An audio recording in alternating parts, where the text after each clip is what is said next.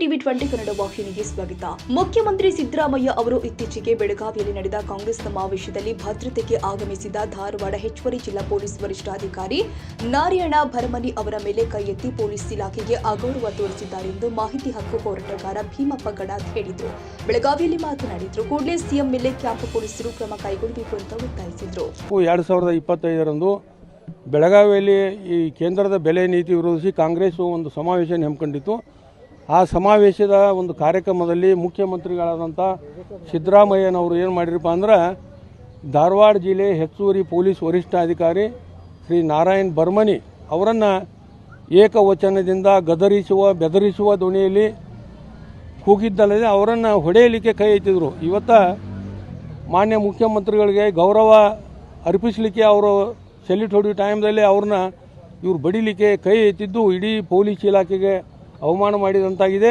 ಅದಲ್ಲದೆ ಶಾಸಕಾಂಗದ ಮುಖ್ಯಸ್ಥರಾದ ಮುಖ್ಯಮಂತ್ರಿ ಸಿದ್ದರಾಮಯ್ಯನವರೇ ಕಾನೂನಿನ ಉಲ್ಲಂಘನೆ ಮಾಡಿದ್ದಾರೆ ಅಂತೇಳಿ ಸ್ಪಷ್ಟವಾಗಿ ನಮ್ಗೆ ಕಂಡು ಬರ್ತಾ ಇದೆ.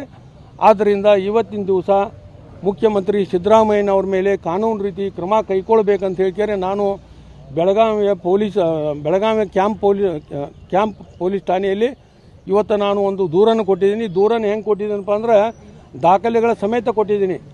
ಒಂದು ಪೊಲೀಸ್ ಕಾನೂನು ಏನು ಹೇಳ್ತದೆ ಅಂದರೆ ದೂರನ್ನು ದಾಖಲಿಸಿದ 48 ಗಂಟೆಯೊಳಗಾಗಿ ಆಪಾದಿತ ವ್ಯಕ್ತಿಯ ಮೇಲೆ FIR ದಾಖಲು ಮಾಡಿ ಆ ಸಂಬಂಧಪಟ್ಟ court.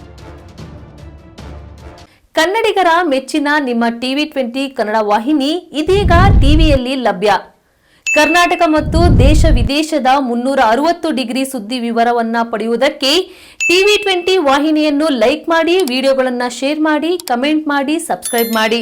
HCN cable 842 ನಂಬರ್ನಲ್ಲಿ Hukkeri taluk ಹಾಗೂ ಸಂಕೇಶ್ವರದ ಸುತ್ತಮುತ್ತಲಿನ ಹಳ್ಳಿಗಳಲ್ಲಿ ಲಭ್ಯ. PCN ಕೇಬಲ್ 129 ನಂಬರ್ನಲ್ಲಿ ಹಾರುಗೆರೆ ಸುತ್ತಮುತ್ತಲಿನ ಹಳ್ಳಿಗಳಲ್ಲಿ ಲಭ್ಯ. ರಾಯಬಾಗ್ ಡಿಜಿಟಲ್ ಚಾನೆಲ್ ಕೇಬಲ್ 80ನೇ ನಂಬರ್ನಲ್ಲಿ ರಾಯಬಾಗ ತಾಲೂಕಿನ ಸುತ್ತಮುತ್ತಲಿನ ಹಳ್ಳಿಗಳಲ್ಲಿ ಲಭ್ಯ. UDCN ಕೇಬಲ್ ನೆಟ್ವರ್ಕ್ ಉಗಾರ ಸುತ್ತಮುತ್ತಲಿನ ಹಳ್ಳಿಗಳಲ್ಲಿ ನಿಮ್ಮ ಟಿವಿ 20 ಕನ್ನಡ ವಾಹಿನಿಯೂ ಲಭ್ಯ.